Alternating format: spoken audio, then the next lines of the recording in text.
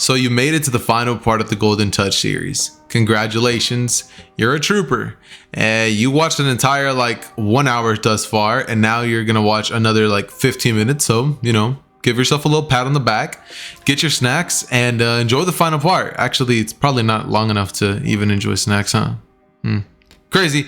But anyways, if you guys go on to enjoy today's video, make sure to go to the movie version of this and slap a like on that video, seeing as it'll help the movie do way better in the algorithm, and it'll let other people such as yourselves actually get to watch this incredible series. That said, enjoy. Hey Ross, sauce it up.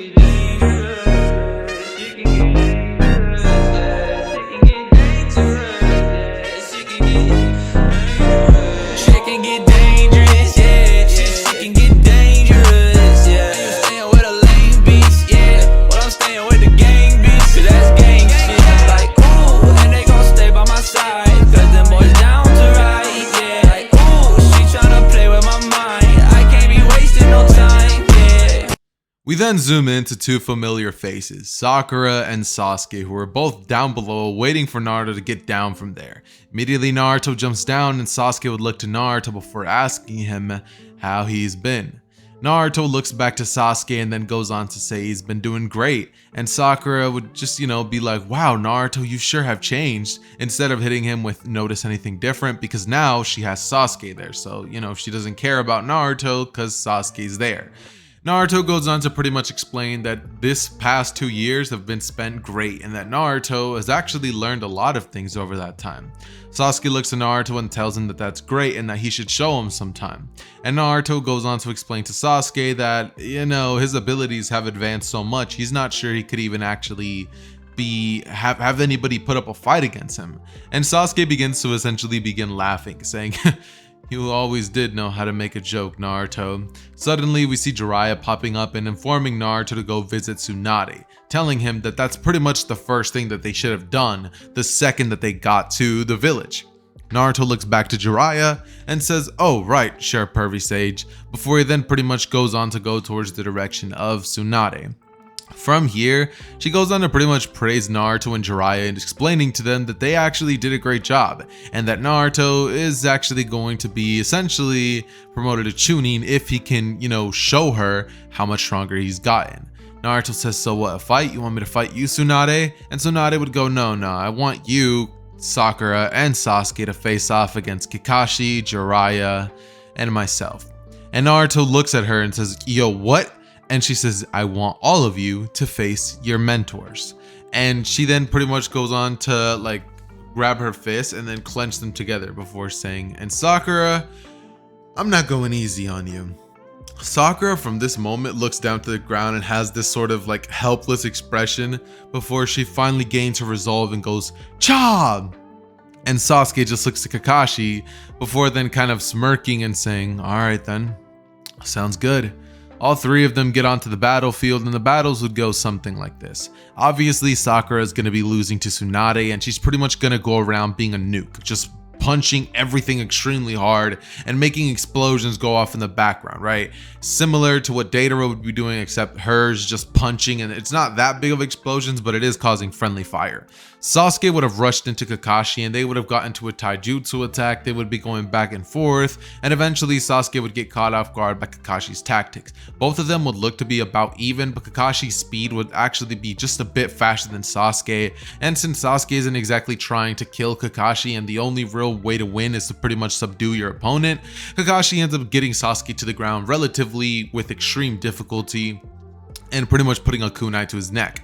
Sasuke then goes on to grit his teeth and say that that was a lucky shot. And Kakashi then goes on to smile before Naruto jumps in the way and pretty much transforms Kakashi to gold. Kakashi's stuck in place and Naruto would then look towards Jiraiya, who's already transformed into gold and already knew he would be, because for the past couple of years, for the past couple months, Naruto has had perfect control over his golden touch abilities, making it so that he doesn't even have to make direct contact with you to pretty much turn you to gold. He can simply step on the ground, turn anything that's making physical contact with the ground around to gold now, so Naruto is way too OP for Jiraiya to even stack up against him.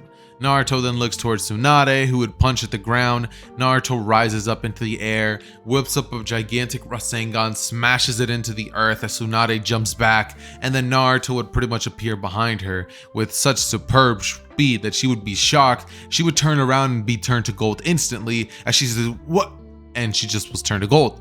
There was not a thing Tsunade could have done to save herself at that moment, and everybody pretty much watching the fight essentially knew what was about to happen. Because Naruto, my man Naruto, was not there to play no types of games. He was going to get his job done and make his move to whatever else is next. Eventually, after the fight was over, Naruto then went on to pretty much de-transform everybody from their golden states, and then go on to be informed by Tsunade a couple of hours later after being released. Well, not only Naruto, but everybody would be told about the Kazekage's kidnapping. Immediately, all of them would go towards the direction of the Hidden Sand Village. Kakashi would be attacked by Lady Chiho, Sakura would make a poison antidote for Kankuro, and then the team would finally make their way towards Sasori and Deidara.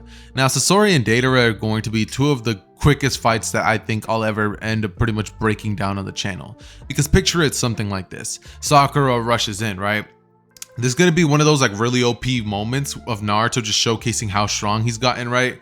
And it's going to be kind of like an anime edit, you know, the ones where it's like the music in the background and it's like boring, you know, like that stuff, right? So basically Sakura breaks down the rock that was in the way, and Deidara immediately tries to like fly out, but Naruto just sticks one hand out and touches the bird, causing the bird and Deidara to be turned to gold instantly and fall to the ground, with Deidara just with a like shocked expression on his face. And Naruto then steps in, only to see Sasuke, who was not trying to play no games, rush in with a Chidori and then strike right at the puppet that Sasori was inside of. This would shatter it and reveal Sasori's real puppet form, and then Lady Chiho, Sakura, Sasuke, Kakashi, and Naruto would face off against Sasori, only to pretty much defeat him very rapidly without even Sasori having to actively want to, you know, be on you know, suicide's watch, I guess you could say, and pretty much take out Sasori no problem.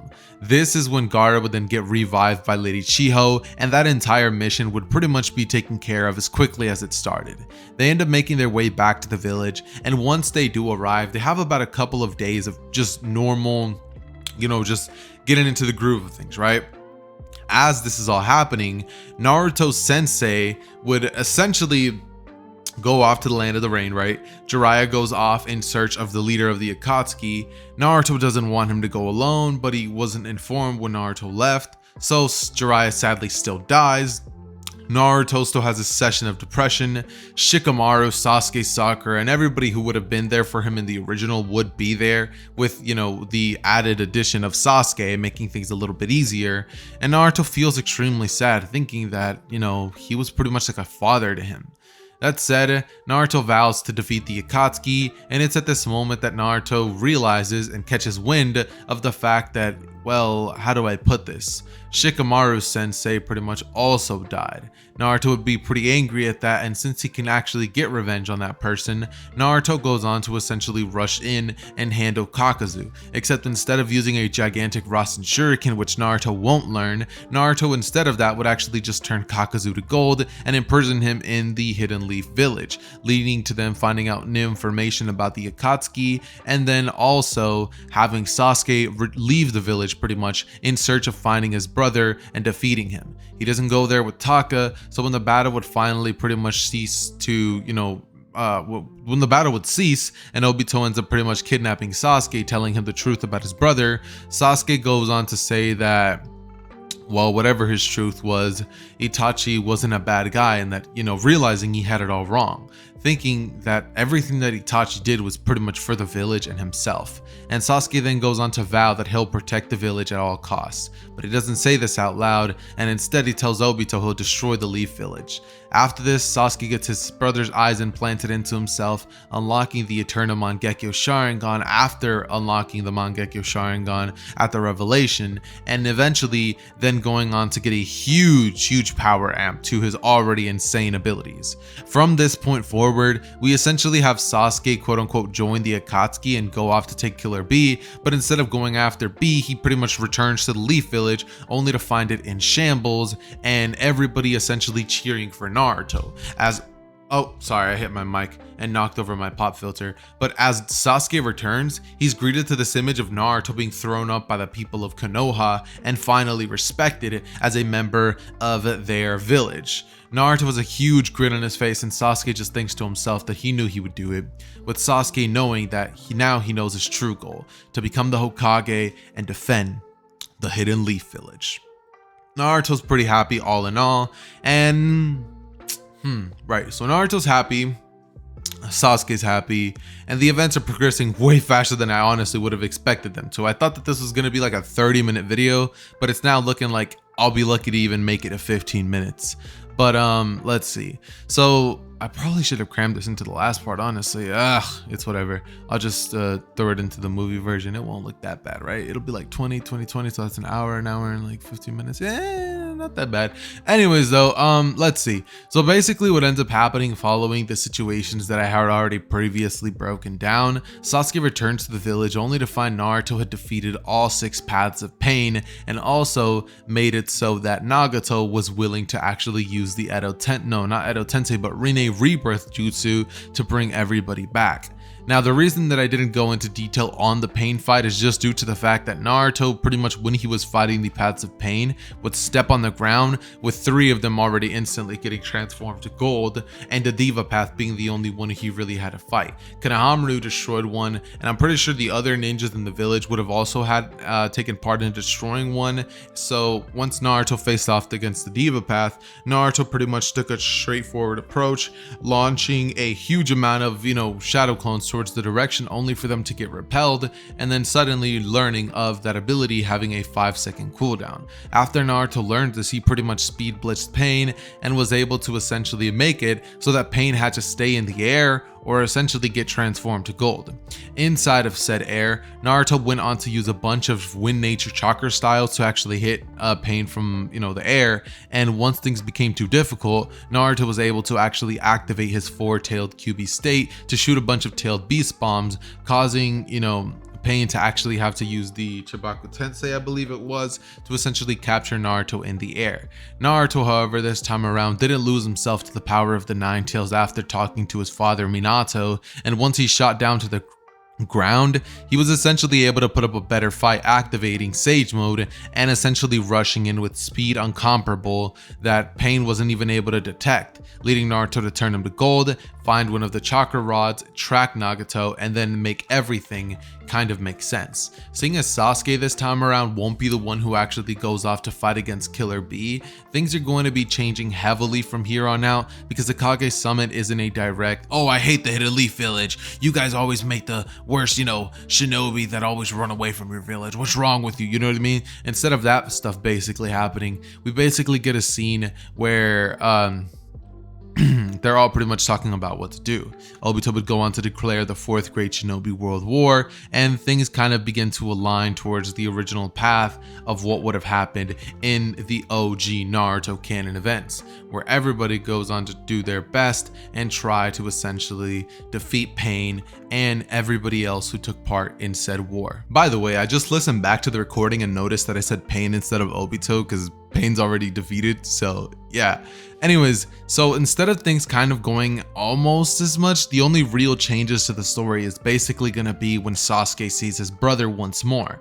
That fight against Kabuto is going to be helped out a little bit more by Sasuke, but I don't think he can really do much more in terms of that. And when it comes to Naruto facing off against Nagato and, Edo Itachi, he's able to use his Gold Cake Genkai to essentially defeat both of them and lead Naruto to gain incredible power that he never thought he would have been able to gain otherwise. And then once he ends up finding Edo Tensei Madara, this is where things kind of begin to get a little clouded, I guess you could say. Because when he fights Edo Tensei Madara for the very first time, you guys remember the moment when he brought down 2 meteors and stuff? Naruto, instead of rushing at him with a Rasen Shuriken or even throwing it at him, would instead actually rush in at Madara's direction and engage in a taijutsu battle. And because Madara has no idea of this gold KK Genkai, Naruto was able to actually catch Madara off guard and encase him inside of the gold KK Genkai, for everybody else to use sealing jutsus and put Madara back where he belongs. And since the what's it called? The Edo Tensei? No, not the Edo Tensei, but the, oh my god, what's it called? The like otherworld reincarnation. The jutsu that basically brought him back to life as like a dead corpse is pretty much like canceled out. So once Naruto goes to the main battlefield and ends up facing off against Obito like he would in the original, and Kakashi, he pierces Obito in the heart. After he becomes a 10 Tails Jinchuriki, and Naruto inevitably gets stomped, because even though Naruto has an OP ability, he still isn't fast enough to defeat Obito. After that happens, Naruto and Sasuke both come back with like insane power-ups, right? And would inevitably end up pretty much talk no jutsuing Obito, not even using the cool abilities that he got to essentially beat him, but more or less talking him down and out of what he was about to attempt. So once Obito has the 10 Tails Jinchuriki extracted from him, he tells Naruto he doesn't have much time left and apologizes for everything that he did. Naruto goes on to lend him a ton of chakra, and Obito does the only thing that he can think to do to pretty much make amends for everything he has done wrong, essentially using the Rini Rebirth Jutsu to revive everybody on the battlefield that he would have killed. And by everybody, I don't mean everybody, I mean more or less like 25% of the people that he killed, because it's too many to revive, right? And after reviving them, Obito pretty much falls to the ground looking at Kakashi, telling him that he's sorry for the way that things turned out. Kakashi smiles back at Obito and says, I didn't expect things to end like this, but I'm glad, your final moments were spent being a good person like I always knew you were. Obito smiles, looks down and says, I'll see you soon, Rin. And that is where the chapter would close, on what if Naruto had Midas's golden touch. If you guys enjoyed the entire movie, or if you guys are watching this as a final part, then I do really appreciate the support on these videos. And if you want to help out the channel a bit more, you can actually consider becoming a member down below. That said, it has been your boy Zether. I'm out, and I'll catch you guys next time. Peace.